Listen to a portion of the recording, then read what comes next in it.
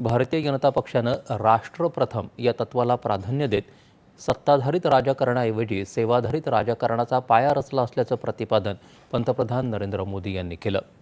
भाजपाच्या 47व्या स्थापना दिनानिमित्त पंतप्रधानांनी एका व्हिडिओ संदेशाद्वारे कार्यकर्त्यांना संबोधित केलं, त्यावेळी ते बोलत होते। भाजपामध्ये पक्षाला माता मानलं जातं, त्यामुळे हा केवळ राजकीय कार्यक्रम नसून एक अत्यंत भावूक प्रसंग असल्याचं ते म्हणाले। आजचा पक्ष यशाच्या शिखरावर असला तरी यामागे लाखो कार्यकर्त्यांचे प्रचंड श्रम, त्याग आणि तपस्या असल्याचं सांगत संस्थापक नेत्यांच्या योगदानाचं त्यांनी स्मरण केलं। भाजपा प्रत्येक आव्हानाला सामोरं जाण्यासाठी प्रामाणिक प्रयत्न करत आहे आणि यापुढेही करत राहील। भाजपानं भूतकाळात सकारात्मक परिणाम मिळवले आहेत आणि ते पुढेही मिळवत राहू असा निर्धार त्यांनी यावेळी व्यक्त केला।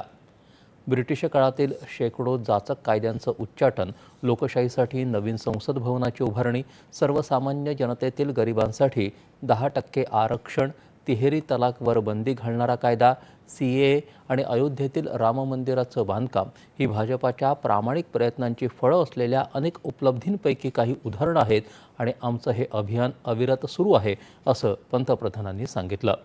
समान नागरी संहिता, एक देश एक निवडणूक आणि अशा सर्व विषयांवर आज देशात गंभीरपणे चर्चा होत आहे। एक विकसित आणि आत्मनिर्भर भारत घडवणं हे आमचं ध्येय आहे आणि हे ध्येय साध्य करण्यासाठी आम्ही निस्वार्थपणे काम करत राहू, असं पंतप्रधान म्हणाले। अंग्रेजों के दौर के सैकड़ों काले कानूनों का अंत, लोकतंत्र के लिए नए संसद भवन का निर्माण, सामान्य समाज के गरीबों के लिए 10% आरक्षण, कानून बनाकर 3 तलाक पर रोक, CAA का कानून, अयोध्या में राम मंदिर का निर्माण, ऐसे कितने ही काम हैं जो भाजपा के ईमानदार प्रयासों का नतीजा है।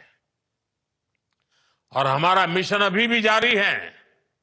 Uniform civil code, one nation one election, ऐसे सभी विषयों पर आज देश में एक गंभीर चर्चा भी हो रही है और इस दिशा में सकारात्मक प्रगति भी हो रही है। साथियों, हमारा लक्ष्य है विकसित भारत का निर्माण, आत्मनिर्भर भारत का निर्माण, और इस लक्ष्य की प्राप्ति के लिए हम निस्वार्थ भाव से लगे रहेंगे। नवीन ध्येयांचा विचार करत बदलत्या तंत्रज्ञानाच्या या युगात स्वतःला झोकून देण्याचं आवाहन पंतप्रधान नरेंद्र मोदी यांनी केलं। भारतीय जनता